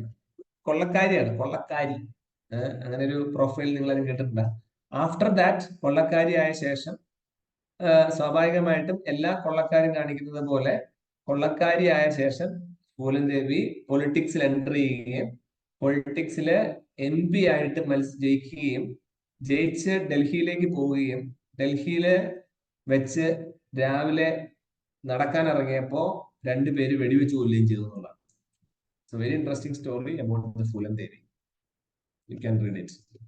അപ്പൊ ഈ ഫൂലൻ ദേവി അടക്കമുള്ള ആൾക്കാരുണ്ടായിരുന്ന അല്ലെങ്കിൽ കാട് പിടിച്ച് കിടന്ന ഒരു സ്ഥലമാണ്. മധ്യപ്രദേശിലെ ഒട്ടുമിക്ക സ്ഥലം അങ്ങനെയാണ്. അപ്പൊ ഈ ചമ്പൽ, മധ്യപ്രദേശിലെ ചമ്പൽ ഏരിയയിൽ വൈൽഡ് സാഞ്ചുറിയില് ഇല്ലീഗൽ മൈനിങ് സ്റ്റാർട്ട് ചെയ്യുന്നതിനെ കുറിച്ച് ഒരു ന്യൂസ് വന്നത് കൊണ്ടാണ് നമ്മൾ ഇത് ഇമ്പോർട്ടന്റ് ആയിട്ട് വിചാരിച്ച കാര്യം. അപ്പൊ illegal mining Madhya Pradesh government propose ചെയ്തു ഈ സ്ഥലത്ത്. അപ്പൊ ശരിക്കും പറഞ്ഞാൽ ഈ ചമ്പൽ നദിയോട് ചേർന്ന് തന്നെ ഒഴുകുന്ന അല്ലെങ്കിൽ പാർവതി റിവറിന്റെ ട്രിബ്യൂട്ടറീസ് ഒഴുകുന്നുണ്ട്. ഓക്കെ, അപ്പൊ ചമ്പൽ നദിയും അതിന്റെ ട്രിബ്യൂട്ടറി ആയിട്ടുള്ള പാർവതി റിവറിനോട് ചേർന്ന് ഒരു ഇല്ലീഗൽ മൈനിങ് പെർമിഷൻ കൊടുക്കുന്നുള്ളതാണ് ഇവിടുത്തെ ഇമ്പോർട്ടന്റ് ന്യൂസ്. ഓക്കെ, അപ്പം സാൻഡ് മൈനിങ് എന്നുള്ള സാധനം മണ്ണ് ഊറ്റുന്ന പരിപാടി 2006 തൊട്ട് നമ്മൾ ബാൻ ചെയ്തതാണ്. ഓക്കെ, എന്നാലും ഗവൺമെന്റ് ഓരോ തവണയും ഇതുപോലെ ഓരോരോ പരിപാടികൾ പ്ലാൻ ചെയ്യുന്നത് കൊണ്ട് പത്രത്തിൽ ന്യൂസ് വന്നു. അപ്പൊ എന്താണ് ചമ്പൽ അല്ലെങ്കിൽ നാഷണൽ ചമ്പൽ സാഞ്ചുറിയുടെ പ്രത്യേകത? വേറൊന്നുമില്ല, ഇത് 1979 സെറ്റപ്പ് ചെയ്തത്. ഇതൊരു റിവറിൻ സാഞ്ചുറിയാണ്. ഈ റിവറിൻ എന്ന വാക്കിന്റെ അർത്ഥം വളരെ ഇൻട്രസ്റ്റിംഗ് ആയ ഒരു വാക്കാണ്. റിവറിൻ എന്ന് പറഞ്ഞു കഴിഞ്ഞാല് മലയാളത്തിൽ പറഞ്ഞാൽ നിങ്ങൾക്ക് മനസ്സിലാവുന്ന എനിക്ക് അറിയില്ല. ഇറ്റ്സ് കോൾഡ് ആസ് നദീജന്യം. വളരെ ബ്യൂട്ടിഫുൾ വേർഡാണ് മലയാളത്തില്, നദീജന്യം. നദീജന്യം എന്ന് പറഞ്ഞു കഴിഞ്ഞാല് ഒരു റിവർ ഇങ്ങനെ ഒഴുകി പോവാ. ഇങ്ങനെ ഒഴുകി പോകുന്ന റിവറിന്റെ നടുക്ക് ഒരു ഐലൻഡ് പോലെ ഉണ്ടെന്നായിരിക്കും. ഇങ്ങനെയുള്ള സ്ഥലങ്ങളെയാണ് റിവർ എന്ന് പറയുന്നത്. നദിയിൽ ജനിച്ചത് എന്നാണ് നദീജന്യം എന്ന മലയാളം വാക്ക്. അപ്പൊ ഇവിടെ എഴുതിയേക്കുന്നത് എന്താ? നാഷണൽ ചമ്പൽ സാഞ്ചുറി സ്വാഭാവികമായിട്ടും ഒരു റിവറിന്റെ നടുക്ക്, ദാറ്റ് ഈസ് റിവറിൻ സാഞ്ചുറി. ഓക്കെ, അപ്പൊ ഏത് റിവർ? ചമ്പൽ റിവർ. അപ്പൊ ഈ ചമ്പൽ റിവറിലേക്ക് പല പല റിവറിൽ നിന്ന് വെള്ളം വരുന്നുണ്ടോ? അങ്ങനെ ചമ്പലിന് വേണ്ടി ട്രിബ്യൂട്ട് കൊടുക്കുന്ന ഒരു റിവറിനെയാണ് നമ്മൾ ട്രിബ്യൂട്ടറി എന്ന് പറയാം. ഇപ്പൊ ചമ്പലിന് ട്രിബ്യൂട്ടറി ആണ് കുറച്ചു മുമ്പ് കണ്ട പാർവതി. ഇത്രയേ ഉള്ളൂ പോയിന്റ്. ഓക്കെ, അപ്പൊ ഇത്രയും കാര്യങ്ങൾ നിങ്ങൾക്ക് മനസ്സിലായി. ദെൻ മൂവ് ഓൺ ഫർദർ പോയിന്റ്സിലേക്ക് നമുക്ക് നോക്കിയാല്, സോ ചമ്പൽ റിവർ സ്ട്രെച്ച് ചെയ്യുന്നുണ്ട്. It is the main area for species reintroduction programme for the crocodilian species gavialis gangeticus. Gharial, അതായത് ഒന്നുമല്ല, ഒരു ടൈപ്പ് മുതലയാ. നമ്മുടെ ഗംഗയിൽ കാണപ്പെടുന്ന ടൈപ്പ് ഒരു ഗംഗാട്ടിക് മുതല. ഓക്കെ, ആ ഒരു ക്രോക്കഡൈലിന്റെ സാധനത്തിനെ അവിടുന്ന് പിടിച്ച് ഇവിടെ കൊണ്ടുപോയി പാർപ്പിച്ച്, എല്ലായിടത്തും ഒന്നും ഈ ചില ക്രോക്കഡൈലുകൾ അവരുടെ ആവാസ വ്യവസ്ഥയ്ക്ക് അനുസരിച്ച് ജീവിക്കില്ല, ദൈവം. അപ്പൊ അങ്ങനെ കൃത്യമായിട്ട് അതിന് പറ്റിയ ഒരു ക്ലൈമറ്റ് ഉള്ള സിറ്റുവേഷൻ ഉള്ള സ്ഥലമാണ് ഈ നാഷണൽ ചമ്പൽ സാഞ്ചുറി. അതുകൊണ്ട് തന്നെ ഈ സ്പീഷ്യസ് റീഇൻട്രൊഡക്ഷൻ പ്രോഗ്രാം വളരെ കെയർഫുൾ ആയിട്ട് ചെയ്യുന്ന ഈ സ്ഥലത്ത് ഇതുപോലുള്ള മൈൻസ് വന്നാൽ ബുദ്ധിമുട്ടാവും. അതുകൊണ്ടാണ് ന്യൂസ്. അപ്പൊ ഈ ചമ്പൽ എന്ന് പറഞ്ഞു കഴിഞ്ഞാല് ഒരു കാര്യം ശ്രദ്ധിക്കണം, എക്സാമിന് ചോദിച്ചൊരു ചോദ്യമാണ്. National Chambal sanctuaries lying in 3 states, Madhya Pradesh, Uttar Pradesh, Rajasthan. എക്സാമിന് ചോദിച്ചത് ഇങ്ങനെയാണ്, which among the following statement is correct. എന്നിട്ട് statement 1, national Chambal sanctuaries lying in 3 states, Madhya Pradesh, Uttar Pradesh and Himachal Pradesh. ഇങ്ങനെ ചോദിച്ചു. അപ്പൊ നമുക്ക് ഇങ്ങനെയാണ് ചോദ്യം വരിക എക്സാമിന്. നിങ്ങൾ പഠിക്കുമ്പോൾ എപ്പോഴും ആലോചിക്കുക, പഠിക്കുന്ന സാധനം പഠിക്കുന്നതിനൊപ്പം തന്നെ അതിൽ എങ്ങനെ ട്വിസ്റ്റ് വരാമെന്ന് നിങ്ങൾ ആലോചിക്കുക. അപ്പൊ ഇവിടെ ചമ്പൽ സാഞ്ചുറിയുടെ പ്രത്യേകത എന്താണ്? മധ്യപ്രദേശിനും ഉത്തർപ്രദേശിനും രാജസ്ഥാനോടും 3 സ്റ്റേറ്റിനോട് ഷെയർ ചെയ്ത് കിടക്കും. Okay, and also the largest population of gharials in the wild. Okay, മാത്രമല്ല ഇവിടെ വേറെ സാധനം കൂടെ ഉണ്ട്. നമ്മുടെ ഗംഗയിൽ കാണുന്ന ഗംഗാറ്റിക് ഡോൾഫിൻസ് കൂടെ ഇവിടെ ഉണ്ടാവും. ഇതിന്റെ സയന്റിഫിക് നെയിം ആണ് എഴുതിയേക്കുന്നത്, അതൊന്നും പഠിക്കേണ്ട ആവശ്യമില്ല, എന്നാലും അറിഞ്ഞു വെച്ചാൽ തെറ്റില്ല. ഓക്കെ, അപ്പൊ നോക്കൂ, national Chambal sanctuary, very important. ഞാൻ പറഞ്ഞ പോയിന്റ്സ് ഓർത്തു വെച്ചു. ഇനിയാണ് ഒഡേഷ പോർട്ട്. നമ്മളിപ്പോ റഷ്യ ഉക്രൈൻ യുദ്ധം നടക്കുന്നൊക്കെ അറിയാം. സോ സ്വാഭാവികമായിട്ടും പല പല സ്ഥലങ്ങളിൽ ഉക്രൈൻ കൈയടക്കുന്നു, റഷ്യ കൈയടക്കുന്നു, അങ്ങനെ കുറച്ച്. അപ്പൊ റഷ്യയുടെ ഫോഴ്സുകൾ captured a territory along the front line river in the eastern Ukraine. സ്ഥലം കയ്യേറി എന്നുള്ളതാണ്. വലിയ ന്യൂസ് ഒന്നുമില്ല. ഓക്കെ, അപ്പൊ ഇത് ഉക്രൈൻ വേൾഡ് ന്യൂസ് ആയതുകൊണ്ട് നിങ്ങൾക്ക് വേണമെങ്കിൽ വായിക്കാമെന്ന് മാത്രമേ ഉള്ളൂ. അത് എന്തുകൊണ്ടാണ് ഈ പോർട്ട് ഒഡേസ ഫേമസ് ആവാന്ന് വെച്ച് കഴിഞ്ഞാൽ ഉക്രൈനെ സംബന്ധിച്ച് ഈ ഒഡേസ എന്ന് പറയുന്നത് ബിഗസ്റ്റ് സീപോർട്ടാണ്, ബ്ലാക്ക് സീപോർട്ട്. മാത്രമല്ല ഈ വലിയ സീപോർട്ട് ആയതുകൊണ്ട് ഉക്രൈൻ എന്നുള്ള രാജ്യത്തിന് വേണ്ടി വരുന്ന ഭക്ഷണങ്ങളെല്ലാം വരുന്ന കപ്പലുകൾ ഇവിടെ വന്നാണ് സ്റ്റോർ ചെയ്യുക, അല്ലെങ്കിൽ അവിടെ വന്നാണ് അടുക്കുക. ആ സീപോർട്ട് കൺട്രോൾ ചെയ്ത് കഴിഞ്ഞാൽ ഉക്രൈനെ പട്ടിണിയിലിട്ട് കൊല്ലാലോ എന്നുള്ള വിചാരത്തിലായിരിക്കും അങ്ങനെ ഇത് എടുത്തിട്ടുണ്ടാകും. അപ്പൊ നിങ്ങൾ വേറൊരു കാര്യം കൂടി ഇതിൽ ഓർത്തു വെക്കണം. അവിടെ എന്താ ഉള്ളത്? ബ്ലാക്ക് സീ അവിടെയാണ്. ബ്ലാക്ക് സീ പോർട്ട് ഉക്രൈനോട് ചേർന്നാണെന്ന് ഓർമ്മിച്ചു. ഇനി വേറൊരു ന്യൂസ് നമ്മുടെ പത്രത്തിൽ വന്നതാണ് സിംഗിൾ യൂസ് പ്ലാസ്റ്റിക്. അപ്പൊ നമ്മൾ കേട്ടിട്ടുണ്ടാവും പല പല മൈക്രോൺസ്. ഇപ്പൊ പ്ലാസ്റ്റിക്സിന്റെ സൈസ് അല്ലെങ്കിൽ കട്ടി മൈക്രോൺസ് കൂടി മൈക്രോൺസ് കുറഞ്ഞു എന്നും പറഞ്ഞൊക്കെ നിങ്ങൾ കേട്ടിട്ടുണ്ടാവും. അപ്പൊ മൈക്രോൺസ് വളരെ തിൻ ആയിട്ടുള്ള, വളരെ എക്കോ ഫ്രണ്ട്ലി ആയിട്ടുള്ള പ്ലാസ്റ്റിക്കുകൾ ഉപയോഗിക്കാൻ പാടും. എന്നാൽ ഇന്ത്യയിൽ നിങ്ങൾക്ക് അറിയാമോ, ഇന്ത്യയിലല്ല ലോകത്തിലെല്ലായിടത്തും ഒറ്റ തവണ മാത്രം ഉപയോഗിക്കാൻ വരുന്ന പ്ലാസ്റ്റിക്കുകളാണ് ഇറങ്ങുന്നത്. അപ്പൊ നിങ്ങൾ വീട്ടില് ചെല്ലുമ്പോൾ നോക്കിയാണ് വീട്ടിൽ നിങ്ങൾ എന്ത് വാങ്ങിച്ചാൽ, ഉദാഹരണം പറഞ്ഞാൽ ഞാനിപ്പോ ഒരു അക്വാഫീനയുടെ കുടിക്കാനുള്ള വാട്ടർ ബോട്ടിൽ വാങ്ങിച്ചതായിരിക്കും. അപ്പൊ കുപ്പിയുടെ അടിവശം നിങ്ങൾ നോക്കുമ്പോൾ അതിന്റെ അടിവശത്ത് ഇതാ ഇങ്ങനെ എന്തോ ഒരു സാധനം 3 കേട്ടോ, 1 2 3 അങ്ങനെ 3 എന്നിട്ട് ഈ 3 ഇങ്ങനെ ആരോ ഇട്ടിട്ട് അതിന് നടുക്ക് 1 എന്ന് എഴുതിയിട്ട് വട്ടം ഇട്ടിട്ടുണ്ടോ. ഈ 1 എഴുതി വട്ടം ഇട്ടതിന്റെ അർത്ഥം എന്താണെന്ന് വെച്ച് കഴിഞ്ഞാൽ ഒറ്റ തവണ ആ കുപ്പി, ആ 1 എന്താണ്, കുപ്പിയാണോ കവറാണോ എന്തായിക്കോട്ടെ, അത് ഒരു തവണ യൂസ് ചെയ്യാൻ പാടുള്ളൂ. അവിടെ 2 എന്ന് എഴുതി കഴിഞ്ഞാൽ 2 തവണ യൂസ് ചെയ്യാം, 3 എന്ന് എഴുതി കഴിഞ്ഞാൽ 3 തവണ. അപ്പൊ നിങ്ങൾ ആലോചിച്ച് നോക്കിയത് അക്വാഫീനയുടെ അല്ലെങ്കിൽ വാട്ടർ ബോട്ടിന്റെ നടുക്ക് 1 എഴുതിയിരിക്കണം. ആ കുപ്പിക്കകത്താണ് നമ്മൾ വീട്ടിൽ എല്ലാ ദിവസവും എന്തൊഴിച്ച് വെച്ചേക്കണേ? വെളിച്ചെണ്ണ, ഓയിൽ ഒഴിച്ച് വെച്ചേക്കണേ. അല്ലെങ്കിൽ അതേ കുപ്പി തന്നെ നിങ്ങൾ ഫ്രിഡ്ജില് എത്രയോ തവണ വീണ്ടും ഉപയോഗിക്കാൻ പാടുണ്ടോ? ഇല്ല. അങ്ങനെ നിങ്ങൾ ഉപയോഗിക്കുന്നതിന്റെ ഭാഗമായിട്ട് എന്ത് പറ്റും? ആ കുപ്പിയുടെ അല്ലെങ്കിൽ പ്ലാസ്റ്റിക്കിന്റെ ചെറിയ ചെറിയ മൈക്രോ പ്ലാസ്റ്റിക് നമ്മുടെ ബോഡിക്കുള്ളിൽ കയറും. നിങ്ങൾക്കൊരു സത്യം അറിയാമോ? ഇന്ന് ഇന്ത്യയിലുള്ള എല്ലാ പോപ്പുലേഷന്റെ എല്ലാ ആൾക്കാരുടെ ശരീരത്തിന്റെ ഉള്ളിലും പ്ലാസ്റ്റിക് കമ്പോണൻസ് ഉണ്ട്. ദാറ്റ് ഈസ് വെരി സിമ്പിൾ, വളരെ മൈക്രോ ലെവലിലുള്ള പ്ലാസ്റ്റിക്, മൈക്രോ പ്ലാസ്റ്റിക്സ്. അപ്പം ഇന്ത്യ ജൂലൈ 1 തൊട്ട് സിംഗിൾ യൂസ് പ്ലാസ്റ്റിക് ബാൻ ചെയ്തുകൊണ്ടാണ് ന്യൂസ്. That's it. അപ്പൊ എന്താണ് single use plastic? Used once and discard. ഞാൻ ഈ പറഞ്ഞ പോലത്തെ സാധനം. ഓക്കെ, അപ്പൊ നമ്മുടെ രാജ്യത്ത് ഏറ്റവും കൂടുതൽ ഇപ്പൊ ഏതൊക്കെയാന്ന് പറഞ്ഞിട്ടുണ്ട്, പാക്കിംഗ് ഓഫ് ഐറ്റംസ്, ബോട്ടിൽസ്, അങ്ങനെ കുറെ സാധനങ്ങൾ എല്ലാം ഉണ്ട് ഉപയോഗിക്കാനൊക്കെ. ഓക്കെ, അപ്പൊ ഈ ഒറ്റയടിക്ക് ഉപയോഗിക്കുന്ന പ്ലാസ്റ്റിക് ആണ് വലിയ പ്രശ്നം. So single use plastic account for the 1/3 of all plastic produced globally. മനസ്സിലായോ? അപ്പൊ 98% manufacture from the fossil fuel. നമ്മുടെ പെട്രോളിയത്തിൽ നിന്നൊക്കെ ഉണ്ടാക്കുന്ന പ്ലാസ്റ്റിക്, സിംഗിൾ യൂസ് പ്ലാസ്റ്റിക് ആണ് നമ്മൾ യൂസ് ചെയ്യുന്നത്. എല്ലാവരും അത് കുറയ്ക്കണം. ഓക്കെ, അതിനുള്ള ഒരു ലക്ഷ്യത്തിന്റെ ഭാഗമായിട്ടാണ് ബാൻ ചെയ്യുന്നുള്ളതാണ് ഉദ്ദേശിക്കുന്നത്. അപ്പൊ അങ്ങനെ ചെയ്യുന്നതിന് വഴി ഒത്തിരി കാര്യങ്ങളുണ്ടാവും. ഇത് കത്തിക്കുമ്പോഴും ഗ്യാസ് ഉണ്ടാവും, അങ്ങനെയൊക്കെ ഉണ്ടാകുന്ന വഴി ഗ്രീൻ ഹൗസ് ഗ്യാസ് എമിഷൻ കുറയ്ക്കാന്നൊക്കെ ഗവൺമെന്റിന് ഒരു പ്ലാൻ ഉണ്ട്. ഇപ്പൊ നമ്മൾ ആദ്യത്തെ രാജ്യമൊന്നും അല്ല ഈ ഒരു പ്ലാസ്റ്റിക്കിന്റെ യൂസ് കുറയ്ക്കാൻ വേണ്ടി ബാൻ ചെയ്യുന്നത്. India feature the top 100 countries of single use plastic waste generation at rank 90. Okay, അപ്പൊ ഇത് ആരാണ്, എങ്ങനെയാണ് ഇത് ബാൻ ചെയ്തത്? ഇങ്ങനെയുള്ള കാര്യങ്ങളൊക്കെ നോക്കാൻ വേണ്ടി we have a central population control board, CPCB. Okay, CPCB. ഇവർ ബാൻ ചെയ്തിരിക്കുന്ന സാധനങ്ങളൊക്കെ നിങ്ങൾ വീട്ടിൽ ഇപ്പോഴും ഉപയോഗിക്കുന്നുണ്ടാവും. Earbuds, balloon stick, candy, ice cream stick, cutlery items, എല്ലാ സാധനങ്ങളും അവര് ബാൻ ചെയ്തിട്ടുണ്ട്. അപ്പൊ ഇത് 100 മൈക്രോൺസ് പോളിസ്ട്രീൻ ഫോർ ഡെക്കറേഷൻ ഒന്നും ഉപയോഗിക്കാൻ പാടില്ല. ഇതൊക്കെ പറയുന്നുണ്ടെങ്കിൽ ഇപ്പോഴും എന്റെയും നിങ്ങളുടെയും കയ്യിൽ ഇതിരിപ്പുണ്ടെന്നുള്ളതാണ് വേറൊരു വിഷമമുള്ള കാര്യം. So that's about this. ഇതിന് ഈ നിയമമുണ്ട് നമ്മുടെ ഇന്ത്യയില്. ഈ സെൻട്രൽ പൊല്യൂഷൻ കൺട്രോൾ ബോർഡ് ഇതൊക്കെ പിടിക്കുകയും ആ സെൻട്രൽ പൊല്യൂഷൻ കൺട്രോൾ ബോർഡിന്റെ കീഴിൽ സ്റ്റേറ്റ് പൊല്യൂഷൻ കൺട്രോൾ ബോർഡ് ഉണ്ടെന്നും അവർ സെൻട്രൽ ഗവൺമെന്റ് ഇടയ്ക്കിടയ്ക്ക് ഇതിനെ കുറിച്ച് ഡീറ്റെയിൽസ് റെഗുലർലി അയക്കുകയും ചെയ്യും. ഇനി ആരെങ്കിലും ഇത് തെറ്റിച്ചാലോ ബാൻ വരും, അവരെ പെനാൽറ്റി അടിക്കും. ഏത് നിയമത്തിലാണ് പെനാൽറ്റി അടിക്കുക? എൻവയറൺമെന്റ് പ്രൊട്ടക്ഷൻ ആക്ട് 1986 പ്രകാരം 5 വർഷം വരെ തടവും 1 ലക്ഷം രൂപയും, അല്ലെങ്കിൽ 5 ലക്ഷവും 1 ലക്ഷവും കൂടെ ഒരുമിച്ചും കിട്ടാനുള്ള തെറ്റുകൾ അതിന് ചെയ്യാറുണ്ട്. ഓക്കെ, സോ ആ പോയിന്റിലൂടെ നമ്മൾ ഓർത്തു. ഇനി ലാസ്റ്റ് ആയിട്ട് റിസർവ് ബാങ്ക് ഓഫ് ഇന്ത്യയും ബന്ധപ്പെട്ട ഒരു ന്യൂസ് ആണ്, that is black swan event. അപ്പൊ എന്താണ് ഈ ബ്ലാക്ക് സ്വാൻ എന്ന് പറയാൻ? നിങ്ങൾ കേട്ടിട്ടുണ്ടാവും അരയന്നം. അരയന്നം എന്ന് പറഞ്ഞാലാണ് സ്വാൻ.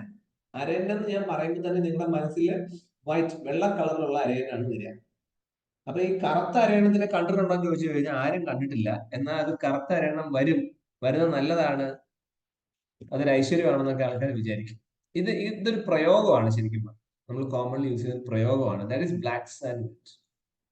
ഓക്കെ, അതായത് ഒരു റെയർ ആയിട്ടുള്ള അൺപ്രഡിക്റ്റബിൾ ആയിട്ടുള്ള event that comes as a surprise and have a significant impact on the society or the world. ഈ ഒരു സിറ്റുവേഷനെയാണ് ബ്ലാക്ക് സ്വാൻ എന്ന് പറയുന്നത്. ഒരു അത്ഭുതം നടക്കാൻ ചാൻസ് ഉണ്ട് എന്ന രീതിയിൽ പറയാം. അപ്പൊ ഇവിടെ എന്തിനാണ് അത്ഭുതം ആ പ്രയോഗം ഉപയോഗിച്ചതെന്ന് വെച്ചാൽ റിസർവ് ബാങ്ക് ഓഫ് ഇന്ത്യ ഉപയോഗിക്കാൻ കാരണം, reserve bank of India spoken about the possibility of capital outflow to turn to tune of $100 billion, 7,80,000 കോടി രൂപ ചിലപ്പം ക്യാപിറ്റൽ ഔട്ട്ഫ്ലോ ആയിട്ട് വരാനുള്ള ഒരു പ്രതീക്ഷ റിസർവ് ബാങ്ക് ഓഫ് ഇന്ത്യക്ക് ഉണ്ട് എന്ന് പറയാൻ വേണ്ടി റിസർവ് ബാങ്ക് ഓഫ് ഇന്ത്യ ഉപയോഗിച്ചൊരു വാക്ക് മാത്രമാണ് black swan. Okay, so major global risk mania or a black swan. അപ്പൊ അത് ന്യൂസിൽ അത് വന്നതുകൊണ്ട്, ആ വാക്ക് വന്നതുകൊണ്ട് മാത്രം നമ്മൾ ആ ബ്ലാക്ക് സ്വാൻ ഇവന്റ് എന്താണ് എന്ന് മനസ്സിലാക്കുന്നുണ്ട്. നിങ്ങൾക്ക് എല്ലാവർക്കും അതിന്റെ ഐഡിയ കിട്ടിയിട്ടുണ്ടാവും. ഈ വാക്ക് ആദ്യമായിട്ട് ഉപയോഗിച്ചത് ആരാണെന്നുള്ളത് ജസ്റ്റ് മനസ്സിലാക്കാം. അതുകൊണ്ട് തന്നെ ഇതിനെ ബ്ലാക്ക് സ്വാൻ തിയറി എന്ന് പറയും. ഇതൊരു എഴുത്തുകാരനാണ്. അത് മാത്രമല്ല, അയാൾ ഒരു ബിസിനസ്സിലൊക്കെ ഇൻവെസ്റ്റ് ചെയ്യുന്ന ഒരാളുമായിരുന്നു, നാസിം നിക്കോളാസ് ടാലിൻ. അയാൾ 2001 ഈ ഒരു ഡയലോഗ് പറഞ്ഞാണ്. ഓക്കെ, അയാളുടെ ഫേമസ് ആയിട്ടുള്ള പോപ്പുലർ ബുക്ക് ഉണ്ട്, the black swan, the impact of highly improbable. Okay, so that is only important.